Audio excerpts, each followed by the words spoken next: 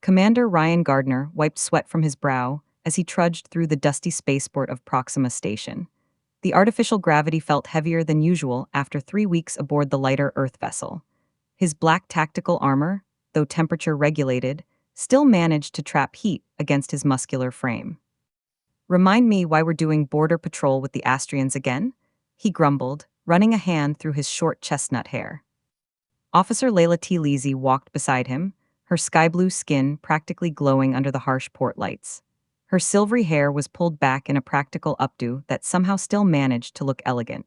The dark blue jumpsuit of the Astrian security force hugged her slender form, protective inserts barely visible beneath the fabric. "Because, Commander," she replied with a hint of amusement in her bright blue eyes, "the Galactic Coalition Treaty requires joint patrols along shared borders. And because your superior officers hate you, apparently." Ryan snorted. "That's the only explanation that makes sense." Their assignment was straightforward: inspect incoming vessels for contraband at this backwater trading post. The Coalition had been cracking down on weapons smuggling since the Orion conflict ended 2 years ago. Boring work, but necessary. "Next ship's coming in," Ila said, checking her data pad. "Registered as a merchant vessel from Cinis. Manifest lists industrial components and preserved foodstuffs." "So we're looking for guns hidden in crates of space jerky," Ryan said. "Fantastic." As they approached Docking Bay 7, Ryan noticed Ila's posture stiffened. Her hand drifted to the plasma pistol at her hip. "What is it?" he asked, instantly alert. "The ship's energy signature is fluctuating," she murmured. "Could be nothing, but it could be someone trying to mask what's really on board," Ryan finished, unholstering his own weapon. "Let's not take chances." The vessel was a standard Cinis freighter, its hull pitted from micrometeorite impacts. As the airlock cycled open, Ryan positioned himself to one side, Leila taking the opposite position. A tall, spindly alien with mottled orange skin and 4 eyes emerged. His elongated head bobbed slightly as he spoke, mandibles clicking nervously. "Officers, welcome aboard the Stellar Mist. Everything's in order, I assure you." His translator rendered his chittering speech into smooth standard. "Captain Krelox," Leila acknowledged, scanning his credentials, "will need to inspect your cargo." Of course," the Sinan captain said, his upper pair of eyes blinking rapidly. "Follow me." Ryan caught Ila's eye, a silent message passing between them. Something wasn't right. The captain was too accommodating, his mandibles twitching with obvious anxiety. They followed him through narrow corridors to the cargo hold. Stacks of crates lined the walls, each bearing appropriate shipping codes. "Feel free to scan anything," Captain Krelox said, gesturing with a 3-fingered hand. "We're just humble merchants making an honest living." Ryan began systematically checking crates while Ila kept an eye on the captain. Most contained exactly what the manifest claimed: machine parts, preserved foods, basic medical supplies. Then his scanner picked up something unusual. "Life signs," he muttered to Ila, "coming from that container in the back." The captain's mandibles froze mid-twitch. "Must be a malfunction. Perhaps the preserved meat is registering as..." Ryan was already moving toward the container, weapon raised. "Open it now." "I really don't think..." "Now," Ila repeated, her pistol trained on the captain. With trembling appendages, Krelox entered a code into the container's lock. The seal broke with a hiss of escaping air. Ryan pulled the door open, and his heart dropped. Inside, huddled together on thin blankets, were 3 small humanoid children. One had vibrant green skin and wavy emerald hair, while the other 2 possessed crimson skin and matching ruby-colored locks. All wore filthy beige tunics and stared up at him with wide, terrified eyes. "Holy shit," Ryan breathed. Ila pushed past him, holstering her weapon. She knelt before the children, her voice softening. "It's okay, you're safe now." The captain backed away. "I can explain." Ryan grabbed him by his exoskeletal collar, slamming him against a stack of crates. "Explain trafficking children? This ought to be good." "I'm just the transport," Krelox protested, his translator struggling to keep up with his rapid chittering. "I didn't know what was in there until we were already in transit. The client paid triple the normal rate." "Who's the client?" Ila demanded, still trying to coax the children from their hiding place. "I don't know his real name," Krelox whimpered. He goes by Black Star, operates out of the Vega system. Please, I have clutchmates. So do they, Ryan growled, tightening his grip. Or they did before someone decided to sell them like cargo. The smallest child, the green-skinned girl, finally emerged from the container. She couldn't have been more than 6 years old. Her tiny hand reached out tentatively toward Ila. Help, she whispered in broken standard. Please help. Something in Ryan's chest constricted. He'd seen a lot of ugly things during his military career, but this was different. We need to report this, Ila said, gently taking the child's hand. Get these children to medical, then contact headquarters. Ryan nodded, releasing the captain but keeping his weapon trained on him. You're under arrest for trafficking sentient beings. You have the right to remain silent. As he recited the standard detainment protocols, Ryan watched Ila with the children.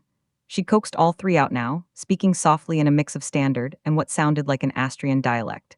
Despite her professional demeanor, he could see the fury simmering beneath her calm exterior. He felt the same rage burning in his gut. These were just kids, for God's sake, scared, hungry kids who'd been stuffed in a box and shipped across the stars like merchandise. The station authorities will handle him, Ila said, nodding toward the captain. We need to get these children to safety. Ryan nodded, calling for backup while Ila continued to comfort the trembling children. As they waited, he knelt beside her. Hey there, he said gently to the children. My name's Ryan, this is Ila. We're going to help you, okay? The red-skinned girls huddled closer together, but the green-skinned child reached out her other hand to him. When he took it, her tiny fingers wrapped around his with surprising strength. Safe now, she asked. Ryan exchanged a glance with Ila, something unspoken passing between them. Yeah, kid, he promised, you're safe now. He just hoped it was a promise he could keep. The medical bay of Proxima Station hummed with activity as Ryan and Ila escorted the three children through its sliding doors. The facility was staffed entirely by Astrians, their blue skin in various shades contrasting with the stark white of their medical uniforms. Officer Tlesie acknowledged the head physician, a tall Astrian male with deep navy skin named Dr. Kelvin. We received your alert. These are the trafficked children. Ila nodded, her hand still gently holding the green-skinned child's. They need immediate medical attention. They appear malnourished and possibly dehydrated. Ryan stood protectively near the two red-skinned girls, who hadn't left his side since they had exited the ship. Their tiny hands clutched at his tactical pants, eyes wide with uncertainty. We'll take good care of them, Dr. Kelvin assured, gesturing to his team. Standard protocol for trafficking victims will be followed. As the medical staff approached, the children shrank back. The green-skinned girl whimpered, clinging tighter to Ila. It's okay, Ila soothed, kneeling to eye level. These people will help you feel better, I promise. Ryan knelt beside the red-skinned girls. We'll stay right here, nobody's going to hurt you. With gentle coaxing, the children finally allowed themselves to be led to examination tables. Ryan and Ila remained close, offering reassuring smiles whenever fearful eyes sought them out. Dr. Kelvin approached with a handheld scanner. I'll need to perform a full bioscan. It won't hurt, he added for the children's benefit. As the doctor worked, Ryan moved closer to Ila, speaking in a low voice. What happens to them now, after medical clearance? Ila's bright blue eyes clouded. Station protocol dictates they'll be processed through Astrian Child Protection Services. They'll be placed in temporary housing until their origins can be determined. And if their origins can't be determined, then they become wards of the Galactic Coalition, she replied, her tone suggesting this wasn't an ideal outcome. The doctor's voice interrupted their conversation. Officer Tlesie, Commander Gardner, a moment please. They approached as Dr. Kelvin pulled up a holographic display. I found something concerning. Each child has a subcutaneous implant at the base of their skull. Tracking devices? Ryan asked, jaw tightening. Yes, but more sophisticated than standard trackers. These appear to have neural interfaces. Ila's expression hardened. Whoever was buying these children wanted to ensure they couldn't escape. Can you remove them? Ryan asked. Yes, but I'll need authorization from Station Security Chief Vorne. Ryan and Ila exchanged glances. Chief Vorne was known for his strict adherence to protocol, sometimes at the expense of compassion. I'll contact him, Ila said, stepping away to use her communicator. While she spoke with the chief, Ryan returned to the children.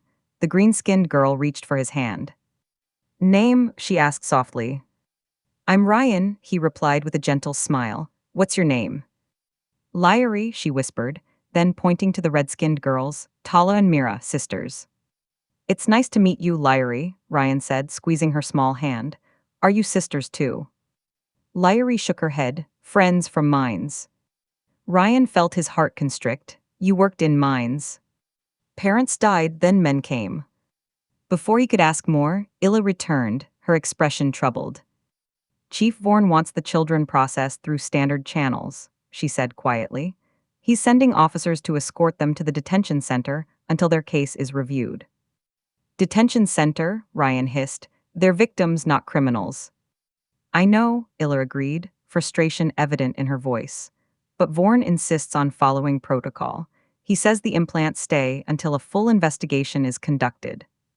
Ryan glanced at the children, who were watching them with wary eyes. That could take weeks, and whoever put those trackers in them could find them before then. Ila's gaze met his, something unspoken passing between them. The connection that had been building since they'd been partnered 3 months ago suddenly felt deeper, more significant. We can't let that happen, she said softly. No, Ryan agreed, we can't. Dr. Kelvin approached again. I've received orders to prep the children for transfer to detention, he sighed. I'm sorry, but I have to comply. Ryan straightened. How long until the security team arrives? 20 minutes, Ila answered, already understanding where his thoughts were heading. Doctor, Ryan said, those implants, could they be dangerous to remove without proper authorization? Dr. Kelvin hesitated. Not dangerous, no, but I could lose my position. What if you were to step out for a moment? Ila suggested. Perhaps to file your preliminary report. What happens in your absence wouldn't be your responsibility. The doctor looked between them, then at the frightened children. His professional demeanor softened. I do need to update the central database, he said carefully. That might take me 15 minutes. The surgical tools are in that cabinet. The procedure is straightforward for someone with basic field medical training. With that, he walked deliberately toward his office, closing the door behind him. Ryan turned to Ila, admiration in his eyes. Remind me never to get on your bad side. Too late for that, she replied with a hint of a smile. You've been there since day one. As they prepared to remove the implants, Ryan found himself studying Ila's profile, the determined set of her jaw, the compassion in her eyes as she spoke soothingly to the children. She was unlike any partner he'd ever had. You know we're crossing a line here, he said quietly as they gathered the necessary tools. Some lines need to be crossed, she replied, her eyes meeting his. The intensity in her gaze sent an unexpected warmth through him. What happens after we remove the implants? He asked. Vorne will still want to process them. Ila's lips curved into a determined smile. One problem at a time, Commander. First we free these children, then we figure out how to keep them safe. As they worked side by side to help the children, Ryan couldn't help but notice how naturally they moved together, anticipating each other's needs without words. It was more than just professional compatibility. There was something else growing between them, something neither had expected when they'd been paired for this assignment. Whatever came next, Ryan knew one thing for certain. He and Ila were in this together, and somehow they would find a way to protect these children, no matter what rules they had to break. The medical bay doors hissed open just as Ryan finished removing the last implant from Meera's neck. He quickly sealed the tiny wound with a dermal regenerator, while Ila positioned herself between the children and the entrance. 4 Astrian security officers marched in, led by a stern-faced commander with pale blue skin and a rigid posture. Commander Tevik, Ila acknowledged with a formal nod. I wasn't expecting Security Chief Vorne to send his second in command. Officer Tlesie, Tevik replied coldly. The chief felt this situation warranted his best personnel. His gaze shifted to Ryan, narrowing slightly. Commander Gardner, your presence is noted. Ryan straightened subtly, pocketing the 3 extracted implants. Just ensuring the safety of trafficking victims, Commander. Standard coalition protocol. Tevik's expression remained impassive. The children are to be transferred to detention immediately. Chief Vorne's orders. With all due respect, Ila interjected, these children require further medical observation. Dr. Kelvin can confirm. Dr. Kelvin has been temporarily relieved of his duties, Tevik cut in. The chief feels he may have been compromised by emotional considerations. Ryan felt a surge of anger but kept his expression neutral. These are children, Commander, not criminals. Protocol is protocol, Commander Gardner. Perhaps on Earth you make exceptions based on sentiment, but here we follow procedure. Tevik gestured to his officers. Secure the minors for transport. As the officers approached, Ryan stepped forward, his coalition diplomatic credentials displayed on his wrist unit. Under Coalition Treaty Section, I'm invoking diplomatic protection for these trafficking victims pending a full investigation. Tevik froze, his pale eyes narrowing. You have no authority. Actually, he does, Ila interrupted quickly, catching on. She pulled up her own credentials. And as an Astrian security officer with level 3 clearance, I'm seconding the invocation. The children remain under our protection until a coalition representative can review their case. The security officers hesitated, looking to Tevik for direction. The commander's jaw tightened visibly. This is highly irregular, he said through clenched teeth. So is finding children with neural interface tracking implants, Ryan countered, pulling one of the devices from his pocket. Especially ones with encrypted data that might reveal details about a larger trafficking operation. This wasn't entirely a bluff. He had noticed unusual encryption patterns on the implant surfaces, though he hadn't had time to examine them properly. Tevik's eyes widened slightly at the sight of the implant. You removed them without authorization. Medical emergency, Ila said smoothly. The implants were showing signs of neural degradation. Isn't that right, Commander Gardner? Absolutely, Ryan nodded gravely. Could have caused permanent brain damage if left in place. We had no choice but to act immediately. Tevik looked between them, clearly suspicious but unwilling to challenge a potential diplomatic incident. I will have to report this to Chief Vorne. Of course, Ryan agreed. In the meantime, perhaps we could move the children to more appropriate quarters. The coalition maintains emergency housing for trafficking victims on level 4. Under our supervision, Ila added quickly. After a tense moment, Tevik nodded curtly. Very well, but this isn't over, Commander Gardner. Officer Tlesie, I expected better from one of our own. As Tevik and his officers escorted them to level 4, Ryan leaned close to Ila, his breath warm against her ear. Quick thinking with the treaty section. I learned from the best, she murmured back, a hint of admiration in her voice. Though I'm not sure how long this diplomatic shield will hold. Long enough to examine these implants, I hope, he whispered, patting his pocket. The emergency housing on level 4 was basic but comfortable, a significant improvement over detention cells. The main room contained a small kitchen unit, a sitting area with soft furnishings, and 2 separate bedrooms. Once the security team had departed with promises of continued oversight, Ryan let out a long breath. That was too close. Ila was already helping the children settle in, showing them how to use the food synthesizer. We bought some time, but Vorne won't be fooled for long. Then we'd better make use of what we have, Ryan said, pulling out the implants and setting them on the kitchen counter. I need to analyze these. While the children ate their first proper meal in what was likely weeks, Ryan and Ila huddled over the implants, using their portable scanners to probe the devices. This encryption is military grade, Ryan muttered, frustration evident in his voice. I can't break through without better equipment. Ila leaned closer, her shoulder pressing against his.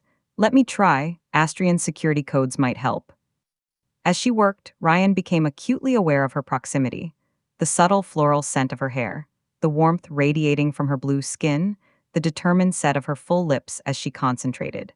They'd been partners for months, but something had shifted between them since discovering the children. There, she said triumphantly, breaking into his thoughts, I've accessed the base code.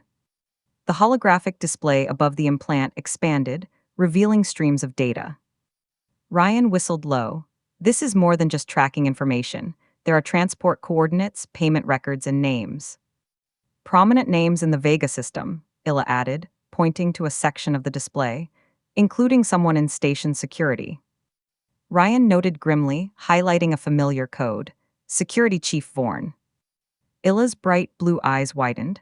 No wonder he wanted the implants to stay in place. And why he was so insistent on following protocol, Ryan added. He needed to make sure these kids disappeared into the system. Their eyes met, the realization of what they were up against sinking in. Without thinking, Ryan reached out, tucking a strand of silvery hair behind Ila's ear. Her skin flushed a deeper blue at his touch. "We're in this together now," he said softly. "No turning back." "I wouldn't want to," she replied, her voice equally quiet. "These children need us." The moment stretched between them, charged with unspoken feelings. Then Liry's small voice broke the silence. "Are you our new parents now?" They turned to find all three children watching them, hope evident in their wide eyes. Ryan looked at Ila, a question in his gaze. She gave him a small nod, something warm and tender in her expression. "For now," Ryan told the children gently, "we're going to keep you safe." Tala, the older of the red-skinned sisters, stepped forward. "The bad men will come back, they always do." "Not this time," Ila promised, kneeling to the child's level. "We won't let them." As the children settled in for rest, exhausted from their ordeal, Ryan and Ila retreated to the small kitchen area to plan their next move. "We need allies," Ryan said, keeping his voice low. "Someone who can help us expose Vorne without putting the children at risk." "I might know someone," Ila replied. "An old friend in communications, she owes me a favor." Their hands brushed as they leaned over the counter, neither pulling away. The connection between them had been building for months, professional respect evolving into friendship and now something more. "When this is over," Ryan began. Ila's fingers intertwined with his. "One problem at a time, Commander," she said, though her eyes promised a conversation to come. For now, they had three children to protect and a corruption network to expose. But in the quiet moments between planning and action, both knew that something profound had changed between them, something that would need to be addressed when the danger had passed. "You want me to do what?" Alara's voice was barely above a whisper, her indigo skin paling as she stared at the data Ila had just shown her. The communications hub was nearly empty at this late hour, with only a skeleton crew monitoring incoming transmissions. Ila had timed their visit carefully, knowing her old academy friend would be on the night shift. "We need to broadcast this evidence to Coalition headquarters," Ila explained, keeping her voice low, "directly to Admiral Thorne's office." Alara's four-fingered hand trembled slightly as she scrolled through the implant data. "This implicates Chief Vorne in child trafficking. Do you have any idea what he'll do if he finds out I helped you?" "What he's already doing to those children is worse," Ryan said, his firm tone softening when Alara flinched. "Look, we wouldn't ask if there was another way." Ila placed a reassuring hand on her friend's shoulder. "I'll take full responsibility if anything goes wrong." Alara looked between them, then at the data again. "The mining colony coordinates, these are from the Cygnes belt, the Redstone and Emerald operations." Ryan leaned forward. "You recognize them." "My cousin works administration there." She mentioned irregularities, worker accidents that seemed too convenient. "Parents who asked too many questions about safety violations," Ila concluded grimly, "creating orphans to be trafficked." "I'll help you," Alara decided, straightening her shoulders, "but we'll need to be smart about this. A direct transmission would be traced immediately." "What do you suggest?" Ryan asked. "A fragmented broadcast disguised as routine data packets.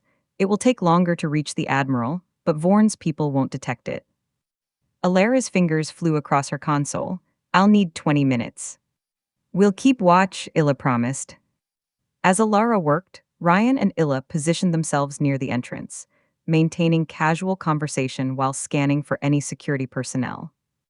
"The children are safe with Dr. Kelvin?" Ryan asked quietly. Ila nodded.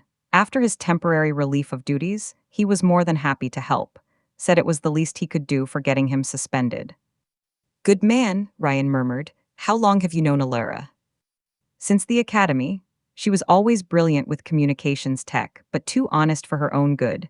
Ila's lips curved into a fond smile. "Got us both in trouble more than once." Ryan studied her profile, admiring the way the blue-tinted station lights played across her features. "You inspire loyalty in people. It's impressive." Ila turned to him, surprise evident in her expression. Is that your way of saying you trust me, Commander? I think we're well past formalities at this point, he said, his voice dropping lower. And yes, I trust you, more than I've trusted anyone in a long time. Something electric passed between them, the air suddenly charged with unspoken possibilities. Ila's bright blue eyes darkened slightly as she held his gaze. Ryan, she began, but Alara's urgent whisper interrupted them.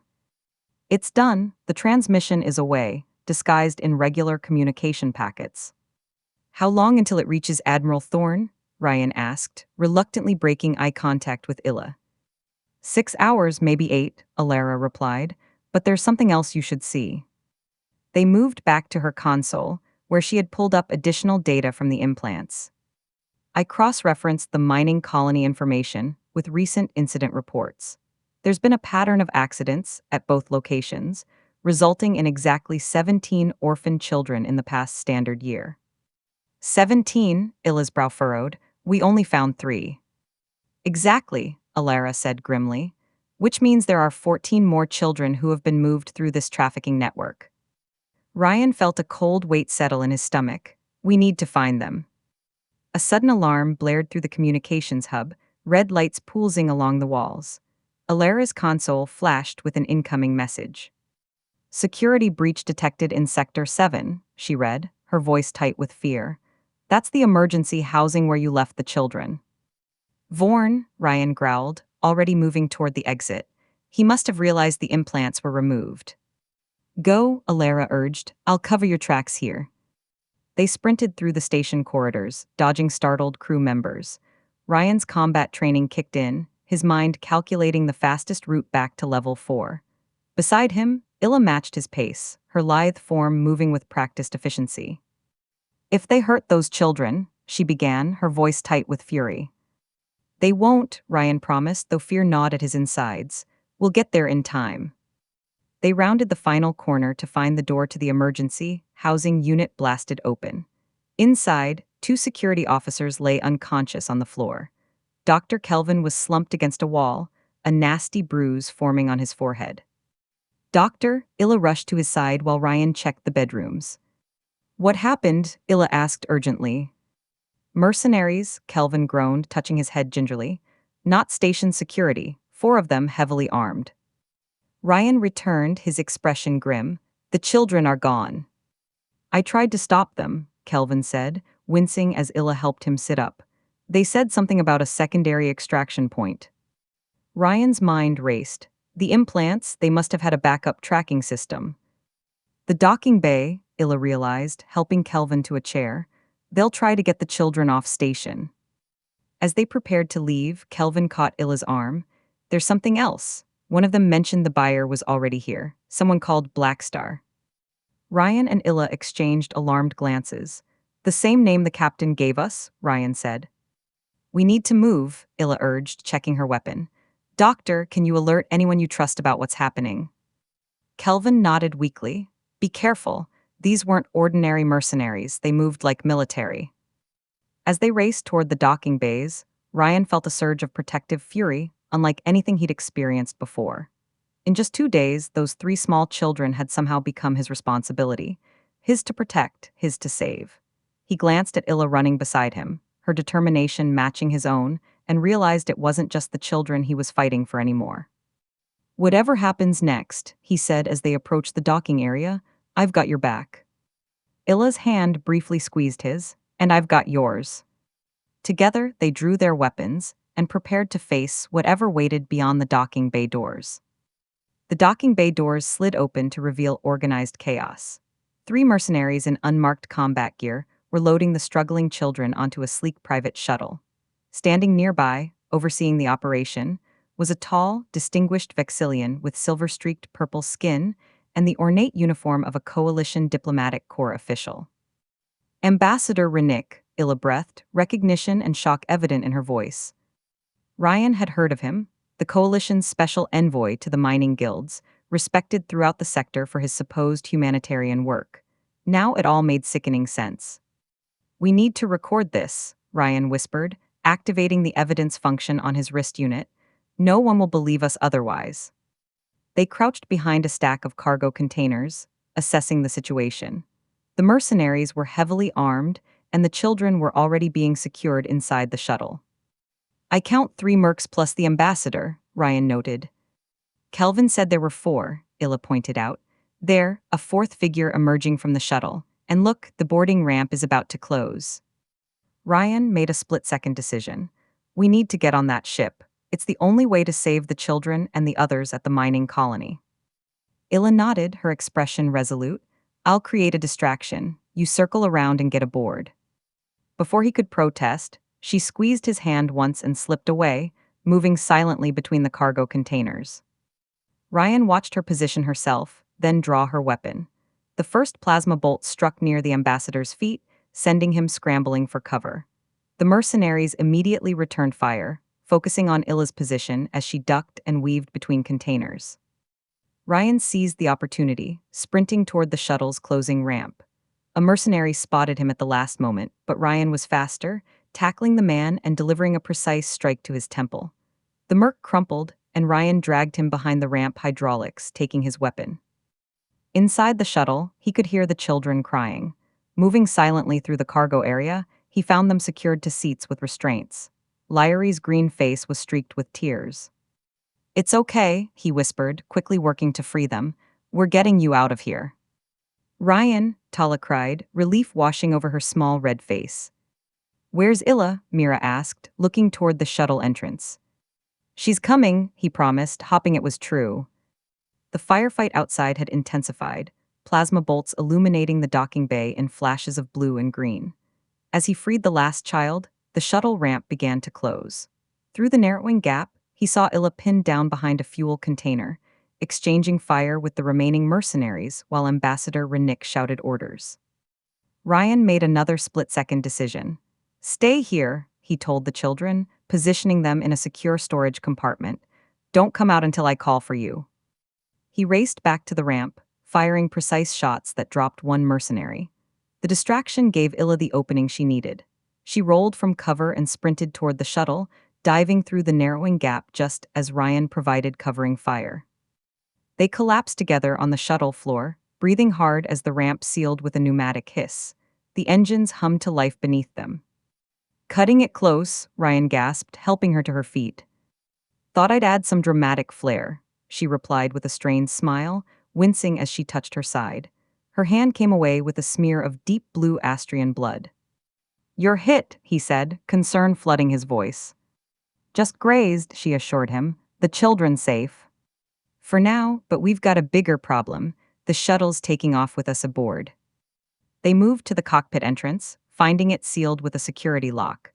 Through the small window, they could see the remaining mercenary at the controls, setting a course. Can you override it? Ryan asked, examining the lock. Ila shook her head. Not without tools, but I recognize the flight path on the navigation display. He's heading for the Cygnes belt. The mining colonies where the other children are, Ryan realized. This might be our chance to save them all. They returned to the cargo area, retrieving the children from their hiding place. Liry immediately threw her arms around Ryan's neck, while the red-skinned sisters clung to Ila. You came back, Liry whispered against his neck. Of course we did, Ryan said, his throat tight with emotion. We promised to keep you safe, remember? As the children calmed, Ryan and Ila took stock of their situation. The cargo hold contained supplies and equipment, including, fortunately, a medical kit. Ryan insisted on treating Ila's wound, his fingers gentle as he applied antiseptic and a healing patch to her blue skin. Ambassador Renick, Ila said quietly as he worked, I never would have suspected. He's built his reputation on protecting vulnerable populations. Perfect cover for exploiting them, Ryan replied grimly. The question is, what happens when we reach the mining colony? We're outnumbered and outgunned. But we have surprise on our side, Ila pointed out. They don't know we're aboard. The shuttle hummed around them as it accelerated to light speed, the stars outside the small viewport stretching into streaks of light. The journey would take approximately 6 hours, time they could use to plan. As the children finally drifted to sleep, huddled together on a makeshift bed of emergency blankets, Ryan and Ila retreated to a corner of the cargo hold to strategize. We need to take control of the shuttle before we arrive, Ryan said, checking the mercenary's weapon he'd appropriated. Ila nodded, her silvery hair falling loose from its updo. The pilot will have to leave the cockpit eventually. In the dim light of the cargo hold, with danger ahead and uncertainty surrounding them, the professional boundaries between them seemed to dissolve. Ila's bright blue eyes met his, vulnerability and strength mingling in her gaze. "Ryan," she said softly, "if we don't make it through this." "We will," he interrupted, reaching out to tuck a strand of hair behind her ear, his fingers lingering against her cheek. "All of us." She leaned into his touch, her skin warm beneath his fingertips. "I've never met anyone like you," she confessed. "Humans have a reputation for being stubborn and reckless, but also passionate and loyal. You embody all of that." "Is that a compliment?" he asked with a small smile. "The highest," she replied, her voice dropping to a whisper. "Astrians value control and protocol, but there is something freeing about the way you follow your instincts, your heart." The space between them seemed to shrink, the air charged with unspoken feelings. Ryan found himself drawn to her, all the tension and fear of the past days crystallizing into something powerful and undeniable. When their lips finally met, it felt like the most natural thing in the universe. Her mouth was soft, warmer than he'd expected, and tasted faintly of something sweet and alien. The kiss deepened, her arms winding around his neck as his hands found her waist, careful of her injury. They broke apart at the sound of the cockpit door sliding open. Exchanging a determined glance, they moved silently into position, ready to seize their chance to take control of the shuttle and their fate. The mercenary never stood a chance. As he exited the cockpit, Ryan struck with practiced efficiency, a swift blow to the nerve cluster at the base of his neck. The man crumpled without a sound. "Remind me never to get on your bad side," Ila remarked as they secured the unconscious pilot with restraints. "Too late for that," Ryan replied with a hint of a smile, echoing her words from days earlier. "You've been there since day one." Their eyes met, both remembering their kiss from moments ago. Despite the danger surrounding them, something warm and electric lingered between them. "We should check the cockpit," Ila said, though she made no move to break their gaze. "Right," Ryan agreed, equally reluctant. The children were still sleeping, huddled together in their makeshift bed. Ryan tucked the emergency blanket more securely around them before following Ila to the cockpit. The navigation system confirmed their destination, the emerald mining colony in the Cygnus Belt. According to the ship's log, they would arrive in just under 3 hours. "Look at this," Ila said, accessing the shuttle's communication records. The pilot sent a transmission to the colony. They're expecting a delivery of special cargo, 3 units with more to follow. "Units," Ryan repeated, disgust evident in his voice. "These are children, not merchandise." Ila continued scanning the data. "There's more shipping manifests, transfer records. Ryan, this is bigger than we thought. They've moved dozens of children through this operation in the past year alone." "Can you access the colony's layout?" he asked, leaning over her shoulder. She nodded, pulling up schematics of the mining facility. "Here, processing center B according to these records. That's where they're holding the children before transport." "How many guards?" "Standard security complement is 12, but these records show an additional 8 special security personnel assigned to that section." Ryan studied the layout, formulating a plan. "We'll need a distraction, something to draw most of the guards away from the processing center." "The refinery," Ila suggested, pointing to a section of the schematic. "If we trigger the emergency protocols, it would force an evacuation of the main complex without actually endangering anyone." Ryan nodded. That could work. As they refined their plan, the intimate confines of the cockpit made it impossible to ignore the new awareness between them. Their hands brushed as they manipulated the holographic display, each touch sending a current of electricity through them. "About what happened earlier," Ila began, her voice soft. "I don't regret it," Ryan said simply. "Do you?" She shook her head, her silvery hair catching the light. "Astrians don't typically. That is, relationships with other species aren't common, but—" "But," he prompted gently. "But I've never felt this way about anyone before," she admitted. "Human or Astrian." Ryan reached out, his fingers intertwining with hers. "I know what you mean." The moment stretched between them, full of possibility and unspoken promises. Then a small voice interrupted from the doorway. Are we going to save the other children? They turned to find Liry standing there, her green eyes solemn and knowing beyond her years. Yes, Ryan assured her, kneeling to her level. How did you know about them? I heard the bad men talking. They said there were more like us. Her small hand reached for his. They're scared like we were. Ila joined them, her expression gentle. We're going to help them, Liry, all of them. The little girl nodded, then looked between them with surprising perception. Are you going to be our new parents now? The question caught them both off guard.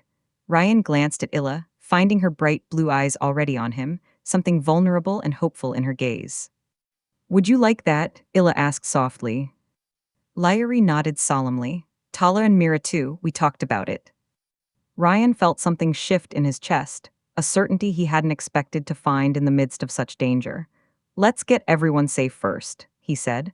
Then we can talk about being a family. The word hung in the air between them, full of promise.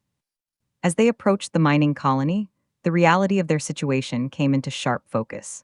The facility was massive, industrial structures sprawling across the surface of a barren asteroid.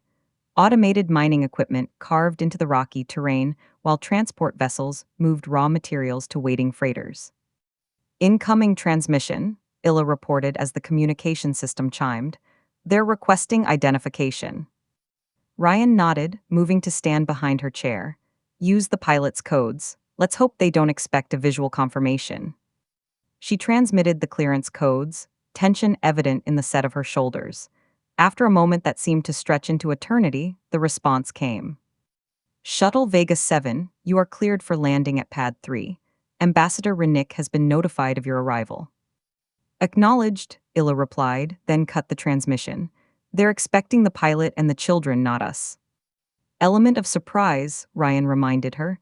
It's our best advantage.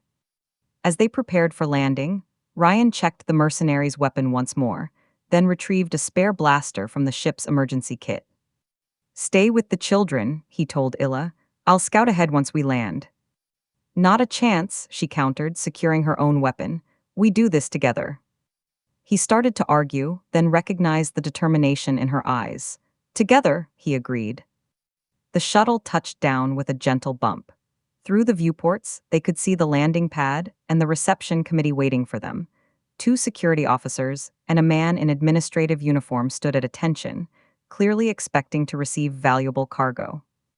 New plan, Ryan said, an idea forming. We give them exactly what they're expecting. Minutes later, the shuttle ramp descended. Ryan emerged first, wearing the mercenary's jacket and cap pulled low over his eyes. Behind him came Ila, her distinctive blue skin concealed beneath a hooded cloak, leading the 3 children who had been carefully instructed to look frightened and subdued, not a difficult act under the circumstances. Delivery for Processing Center B, Ryan grunted, affecting a rough accent. The administrator stepped forward, consulting a data pad. 3 units as expected. The ambassador will be pleased. Need to speak with him, Ryan continued, keeping his face partially hidden.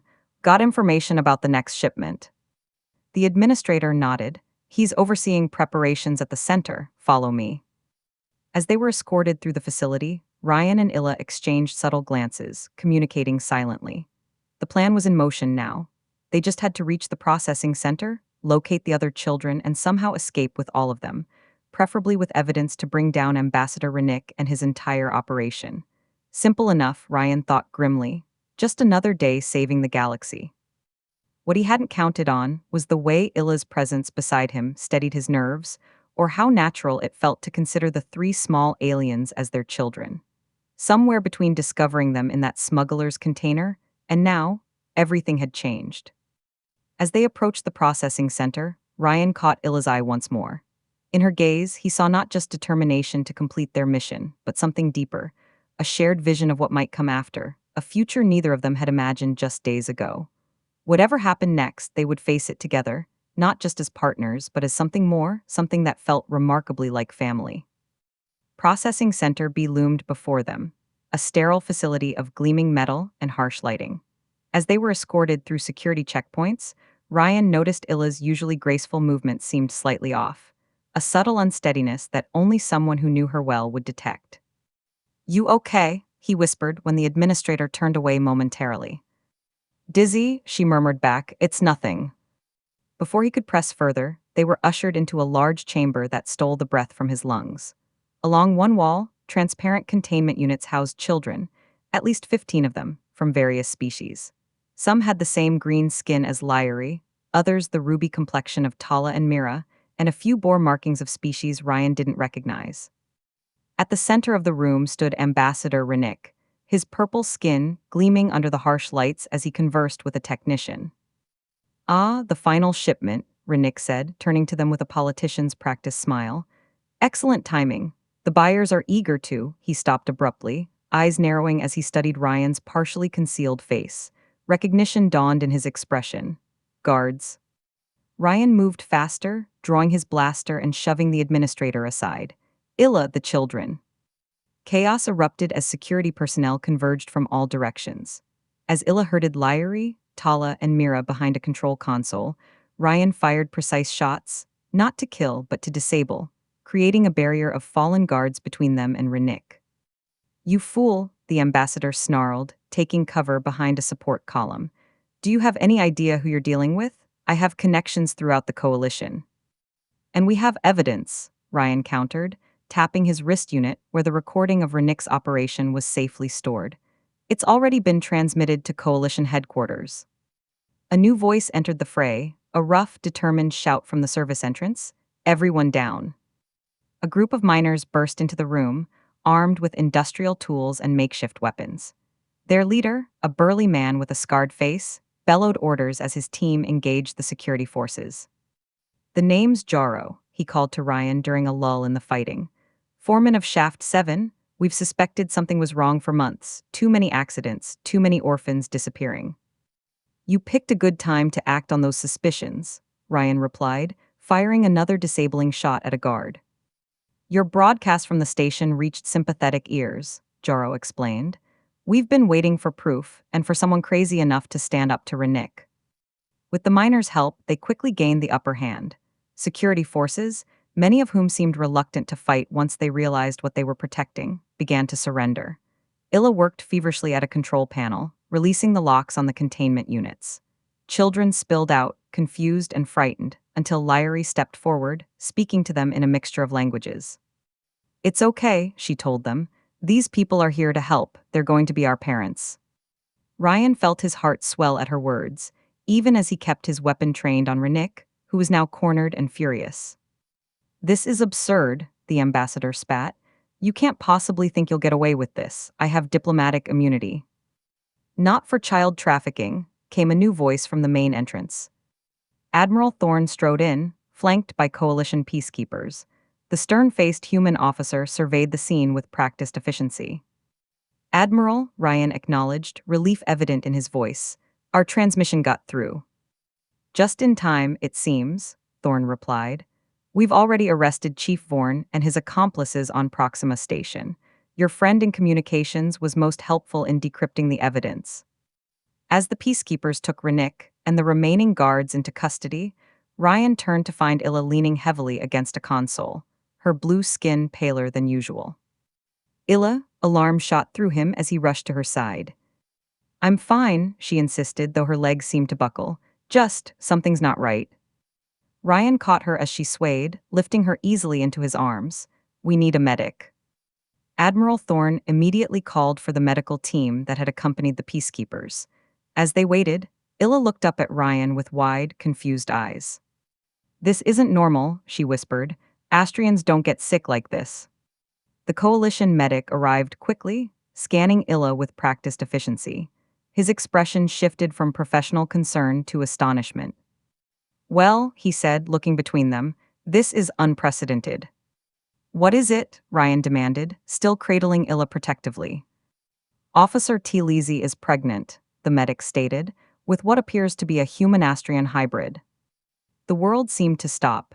Ryan stared at the medic, then at Ila, whose expression mirrored his own shock. That's impossible, she breathed. Our species are incompatible. Apparently not, the medic replied, rechecking his scanner. It's in the very early stages, but there's definitely a viable embryo with genetic markers from both species. Ryan felt a surge of emotions too complex to name: shock, wonder, joy, fear. Will they be okay? Both mother and child appear healthy, the medic assured them.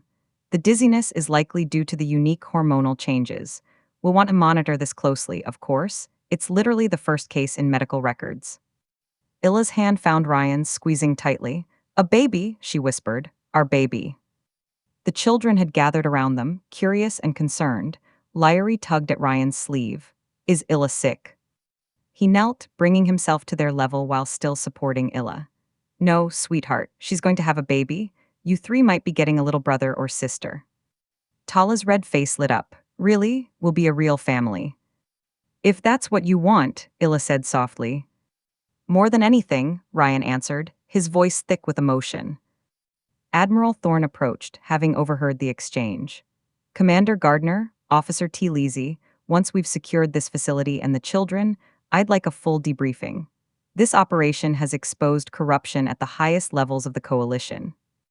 Of course, Admiral, Ryan replied. Thorne continued, a rare smile softening his features. I believe there will be some discussion about commendations and perhaps special consideration for adoption proceedings. As the situation stabilized, Ryan found a quiet moment with Ila. The children were being cared for by coalition medical staff, getting proper food and attention for the first time in months. So, he said, taking her hand, a family, is that what you want? This all happened so fast, she asked, vulnerability in her bright blue eyes. 3 alien children, a hybrid baby on the way. It's not exactly a conventional life. Ryan laughed softly. Ila, I'm a human who fell in love with an Astrian while rescuing trafficked children from a corrupt ambassador. Conventional left the station a long time ago. Love, she repeated, her eyes widening. He hadn't meant to say it so casually, but now that the word was out, he knew it was true. Yes, love, is that okay? Her answer was a kiss that left no doubt about her feelings. When they finally parted, she rested her forehead against his. More than okay, it's perfect. As they prepared to leave the mining colony with all the rescued children safely under coalition protection, Ryan looked at the 3 small figures who had changed his life so completely. Liry, Tala, and Meera watched him with trust and hope in their eyes that now saw him as their father. Beside him stood Ila, the most extraordinary woman he'd ever known, carrying what might be the first human Astrian child in the galaxy. It wasn't the family he'd ever imagined having. It was better. 3 years later, the garden of their home on Proxima Colony bloomed with plants from a dozen worlds, creating a riot of colors against the backdrop of twin moons rising in the evening sky. Ryan leaned against the porch railing, watching as Liry, now 9, helped Tala and Meera construct an elaborate fort from cushions and blankets. Dad, come see, Meera called, her red skin flushed with excitement. In a minute, sweetheart, he promised, his attention drawn to the approaching figure of his wife. Ila walked through the garden, her silvery hair loose around her shoulders, cradling their 2-year-old son. Curran's skin was a pale periwinkle, lighter than his mother's blue but definitely not human pink. His chestnut hair, however, was all Ryan, as were the determined set of his jaw and his boundless energy. He finally wore himself out, Ila said softly, nodding to the sleeping toddler. 3 laps around the garden chasing butterflies. Just like his mother, Ryan teased, wrapping an arm around her waist, tireless in pursuit. She leaned into him, a contented sigh escaping her lips. The coalition delegation leaves tomorrow. Admiral Thorne says our testimony was instrumental in the reforms for mining colony safety regulations. Good, Ryan said firmly. No more accidents, no more orphans. Their work exposing Ambassador Rennick's trafficking ring had led to far-reaching changes throughout the coalition. Ryan had accepted a position as special advisor on interspecies adoption, while Ila now headed Proxima's newly formed Family Unification Division. Mama, Dad, look what we made, Liry called again, more insistently. We'd better go see this architectural marvel, Ila laughed as they crossed the garden. Curran stirred in his mother's arms, blinking sleepily. His eyes, one bright blue like Ila's, one deep brown like Ryan's, focused on his father's face, and he broke into a delighted grin. Dada, he exclaimed, reaching out pudgy arms. Ryan took his son, marveling, as he always did, at the miracle of his existence. The first human Astrian child had caused quite a sensation in medical circles, but to them, he was simply their beautiful, perfect boy. The girls pulled them into their blanket fort, proudly showing off the interior decorated with glowing star crystals from Liry's home world. Inside the small, perfect space, surrounded by the children who had found their way into his heart, Ryan met Ila's eyes over Curran's head. Happy? She asked softly. He thought about the unlikely journey that had brought them here. A routine border patrol that had changed everything, the danger they'd faced, the love they'd found, and the family they'd built together. More than I ever thought possible, he answered truthfully. Outside their little haven, the galaxy continued its endless dance. Somewhere, other children might need rescuing, other wrongs might need righting. But for now, in this moment, their family was complete, their home was safe, and their future was bright with promise. It was more than enough. It was everything.